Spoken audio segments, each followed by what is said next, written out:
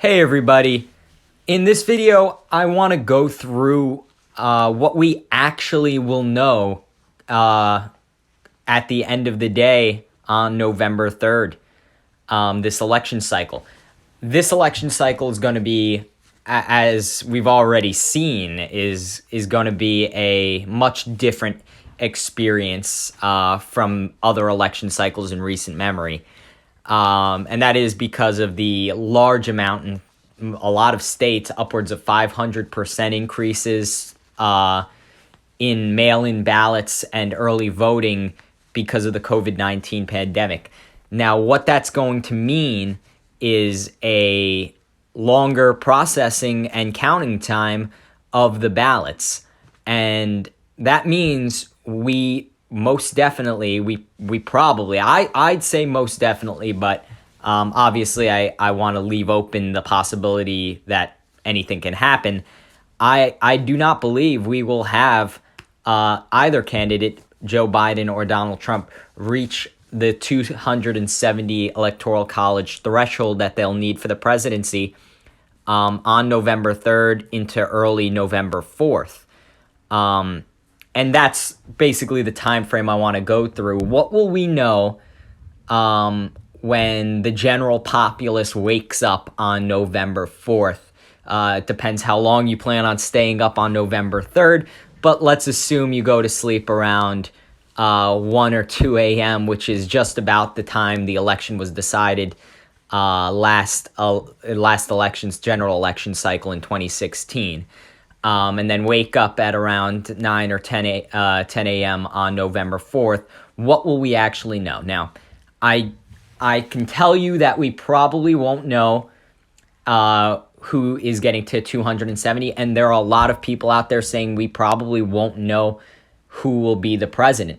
I think that just getting to 270, that is the criteria for becoming president. But I think that even without either candidate reaching 270 electoral college votes, we will have a general idea of who will be the president when we wake up on November 4th. And I think that for a few reasons that I'm going to go through in this video.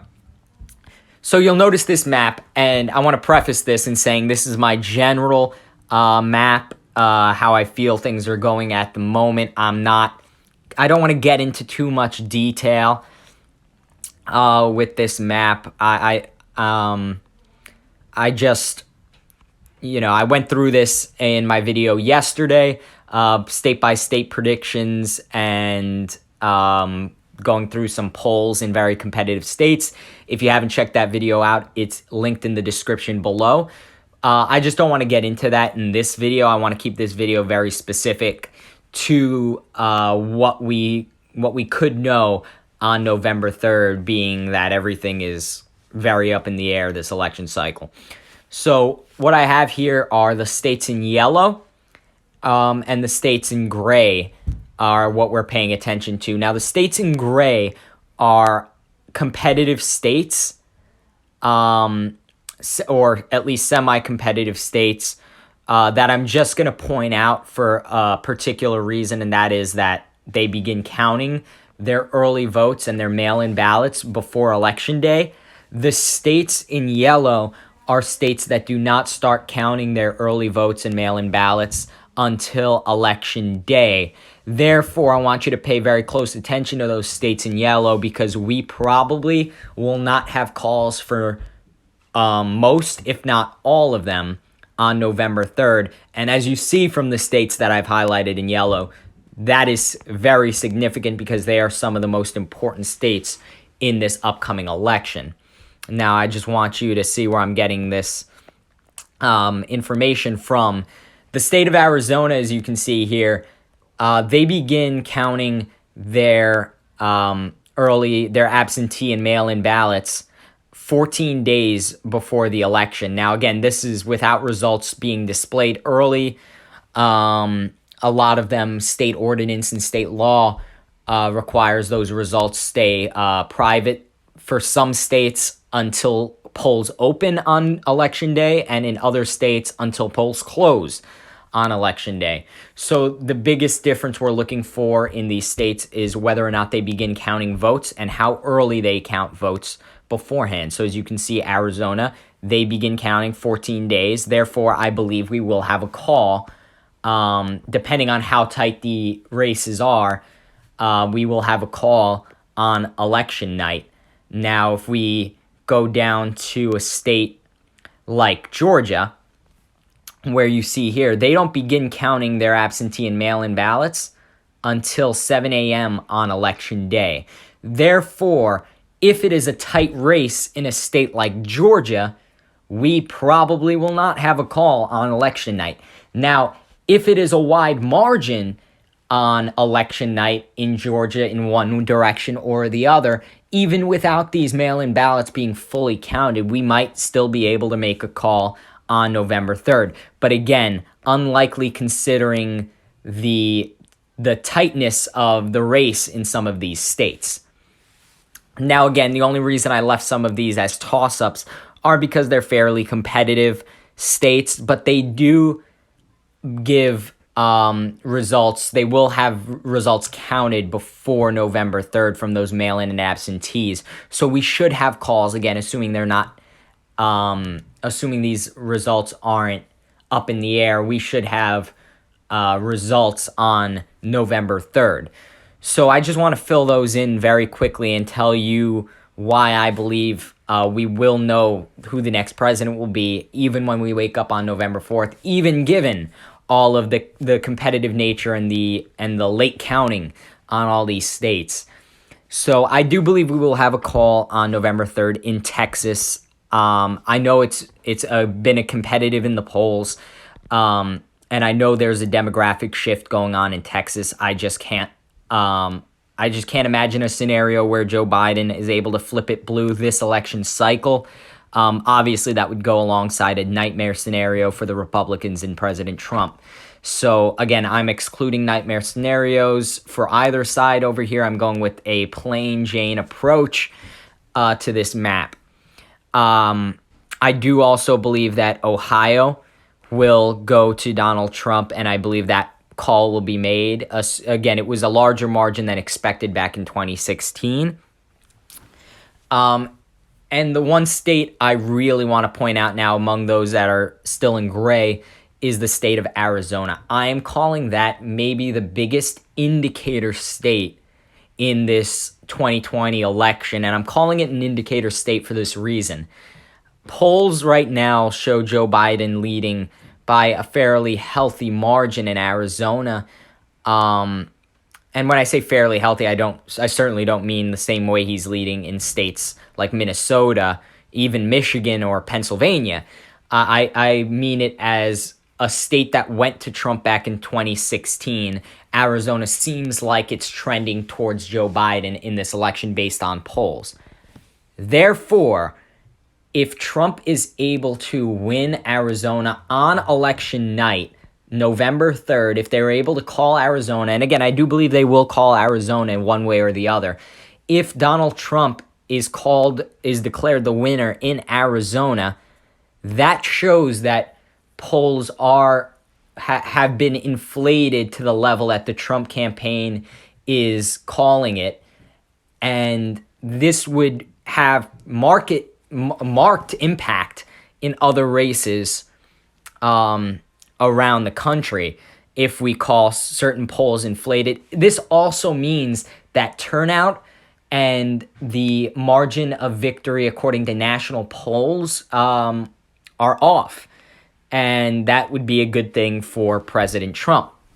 On the other hand, if Arizona is called in favor of Joe Biden, that would indicate to me that polls are definitely more accurate than the Trump campaign would like to believe. And in that case, I think we would have to look at polls and give them a little more credit this election cycle, meaning some of these states in yellow are likely to stick or at least trend towards what the polls say they will trend to. So I feel like Arizona in that way will be a big indicator. Back to November 3rd. I do believe we will have a call in Florida and North Carolina, though I have much more confidence we'll have a call in Florida than North Carolina, given how tight the race has been. And these are both states that will dictate who we think the president is when we wake up on November 4th. I believe Florida and North Carolina will end up going to President Trump. And I went through this in the video linked in the description below. That's just my opinion at the moment, given the data. And what we're looking for, especially in states like Florida, Ohio, North Carolina, are little indications as well, and even Texas for that matter. We are looking for margins of victory. If the margin of victory for Donald Trump, for example, is very small in a state like Texas, I would not be surprised to see Florida and North Carolina, as well as Arizona, go blue. However, if the margin of victory is as big as it was in 2016 for Trump in Texas, well, all of a sudden, those states are more up in the air. Now let's go to Florida. If the margin of victory is as tight as it was back in 2016, but favors Donald Trump, I feel like North Carolina will kind of go that same way. I can't imagine one of these states going one way and the other one going the other. And obviously that can happen. That opinion is for no other reason other than it's an opinion, not really grounded in much other than demographic shifts and early voting data would tell me they both go to Donald Trump this election cycle. That being the case, Arizona, again, is going to be a big indicator state when it comes to the rest. So let's say Trump won by a pretty big margin or a fair margin in North Carolina and Florida, bigger than the polls would indicate. That would tell me he probably is trending better in Arizona. But even if he loses Arizona and those margins in states like Ohio, Florida, and North Carolina are larger than polls indicate, well, then we might be looking more towards a normal, if I can use that word in 2020, a normal map where Georgia, Iowa, and probably Wisconsin and or Pennsylvania or both go to Donald Trump, while Minnesota, Nevada, New Hampshire go easily to Joe Biden, given the fact that Trump is performing so well in North Carolina and Florida, yet still couldn't make the headway in Arizona. Now, if Donald Trump is able to win Florida, North Carolina, and Arizona is declared his on election night, I believe he will have enough to declare victory on election night, despite not having the 270, or even close at this point, to the 270 Electoral College threshold. This is because those results would show that polls are maybe inflated compared to the actual voter turnout and actual margins on election night. If Joe Biden, on the other hand, wins Arizona and is able to pick off Florida, for example, I believe he will have more than enough information, in fact, to go into November 4th declaring himself the next president of the United States. So if we assume that this result stays here, I do believe I'm going to leave Arizona at least as a toss-up, because I do believe Florida and North Carolina will be called on November 3rd. I believe Georgia will also be called, despite not counting their ballots until the morning of Election Day. I believe Trump's margin of victory there might be big enough for him to be declared the winner in Georgia. Now, again, if the results are trending, that would be a really good result for Donald Trump. If that trend it holds true.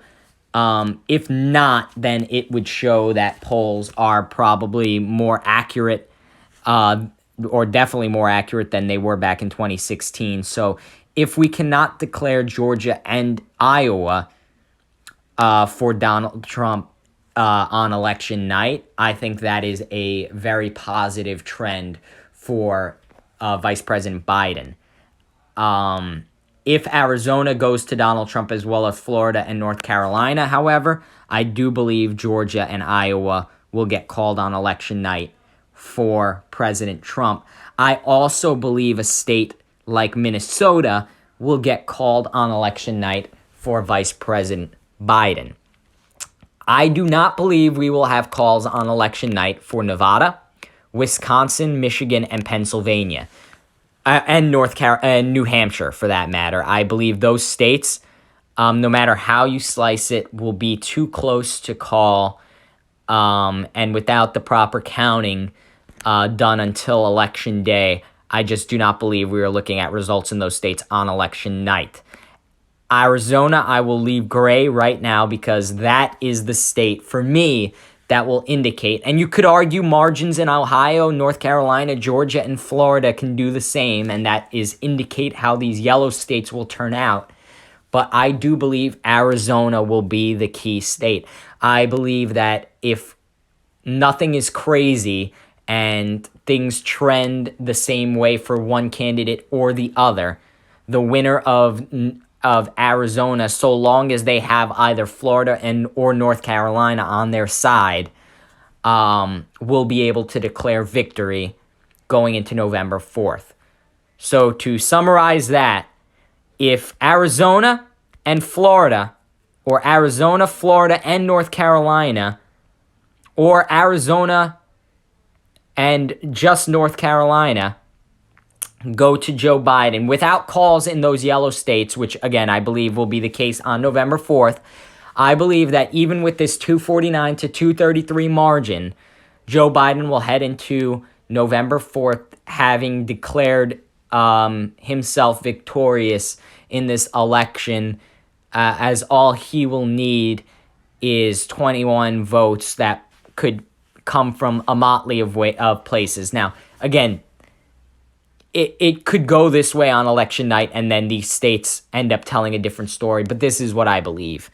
Now, on the other hand, if Arizona, Florida, and North Carolina, or Arizona and Florida go to Donald Trump, I believe he will have enough where he would declare himself victorious. That would definitely be the case if he picked off all three, North Carolina, Florida, and Arizona, assuming his margins of victory are well in those states, as well as in the states of Ohio and Texas. I believe he will point to the fact that polls in Arizona were wrong, as well as the fact that polls weren't as generous as they could have been in North Carolina, Ohio, and Florida. And he will say that that is going to be the case in other states as well. And that would give him enough to declare victory. And I believe the American public will believe Trump to be victorious when all the votes are counted in those yellow states. But again, this is going to be up to the pundits, this is going to be up to the candidates, and it's going to be up to you as well as me in terms of the American electorate as to the victor coming out of November 3rd. The actual victor, the one who takes that oath of office in January, that is determined by the Electoral College, and that I believe we will not know until perhaps a day or two, perhaps a week or two after November 3rd. But I believe we will have enough information, even in those states that I have highlighted in yellow, at the end of November 3rd to be able to have a good idea as to who will win the election when we wake up on November 4th. So thank you guys for watching this video.